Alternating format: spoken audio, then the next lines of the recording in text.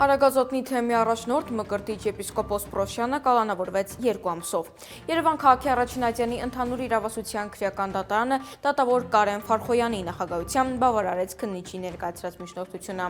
Փաստաբան Երեմ Սարգսյանը հայտնեց, որ դատարանի որոշմամբ սահմանափակվել են նաև նրա հետ տեսակցությունները։ Բացառություն է միայն մայրը։ Մկրտիչ եպիսկոպոս Պրոշյանի պաշտպանները կարծում են, որ որոշումն անհիմն է եւ պատրաստվում են բողոքարկել այն։ Կալանքի միջնորդությունը քննած դատավոր Կարեն Ֆարխոյանը Սրբազան պայքարի առաջնորդ Բագրատ Սրբազանի և 17 համակիրների գործով նախագահող դատավորն է։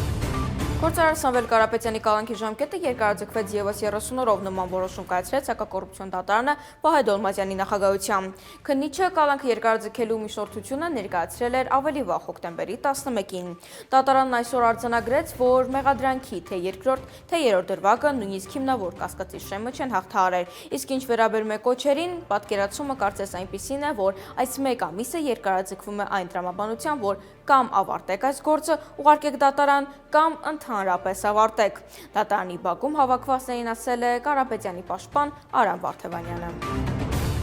Հայաստանի պաշտպանության նախարար Սուրեն Պապիկյանը Պենտագոնում հանդիպել է Ամերիկայի Միացյալ Նահանգների պատերազմի քարտուղարի քաղաքականության գծով տեղակալ Էլբրիջ Կոլբիի հետ։ Հայտնում են ՊՆ-ից։ Նրանք քննարկել են պաշտպանության բնագավառում Հայաստան-ԱՄՆ համագործակցության ներկա ընթացքին եւ երկարաժամկետ ինստիտուցիոնալ ծրագրերի նախաձեռմանն առնչվող հարցեր։ Պապիկյանն ու Կոլբին վերահաստատել են պաշտպանության ոլորտում գործընկերությունը խորացնելու պատրաստակամությունը։ Նշվում է, որ դրանք կարևորվել են եւ կարևորվել են նաև ԱՄՆ-ի դերը տարածաշրջանում կայուն եւ տևական անվտանգության հաստատման գործընթացում։